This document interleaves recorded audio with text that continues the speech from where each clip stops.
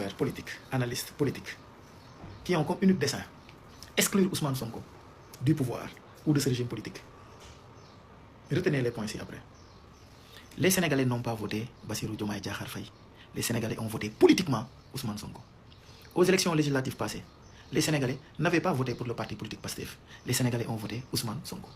Dans les réseaux sociaux, cette force numérique des jeunes, c'est une force numérique foncièrement Ousmane Sonko. Le parti politique PASTEF, qui est à ce jour le parti le plus puissant, le plus fort du Sénégal, est dirigé et entre les mains de Ousmane Sonko. Ousmane Sonko, à ce jour, incarne le pouvoir et la personne morale de ce régime-là. Le président Bassirou Diomaye Faye, légalement, c'est le président de la République. Mais vous savez très bien que la légitimité est entre les mains de Ousmane Sonko. La majorité présidentielle est incarnée par Ousmane Sonko. La majorité parlementaire a comme chef, pas El Malick Ndiaye, la majorité parlementaire a comme chef Ousmane Sonko, politiquement. Comment voulez-vous que Diomaye se départisse de Ousmane Sonko? Ousmane Sonko est le pouvoir. Ousmane Sonko dispose de la majorité présidentielle.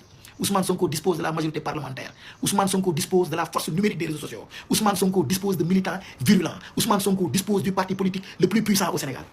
Ousmane Sonko, en réalité, est la personne morale qui a incarné cette rupture que les Sénégalais, en réalité, ont confirmée au soir du mois de mars 2024. Les Sénégalais, en réalité, ont porté ce projet-là, ont validé ce projet-là grâce à Ousmane Sonko. Comment vous voulez que toute cette force, tout ce pouvoir soit écarté? Ce n'est pas possible. Ousmane Sonko est le pouvoir. Comme illustration, le grand Erdogan en Turquie. Pourquoi il a reçu Ousmane Sonko avec tous les honneurs? À l'image d'un président de la République. Ousmane Sonko avait été reçu en Turquie comme un président de la République.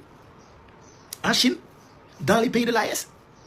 Vous pensez qu'Erdogan recevrait un premier ministre de Macky Sall comme il a reçu Ousmane Sonko? Non. Vous pensez que le président chinois allait recevoir les premiers ministres précédents comme il a reçu Ousmane Sonko? Non.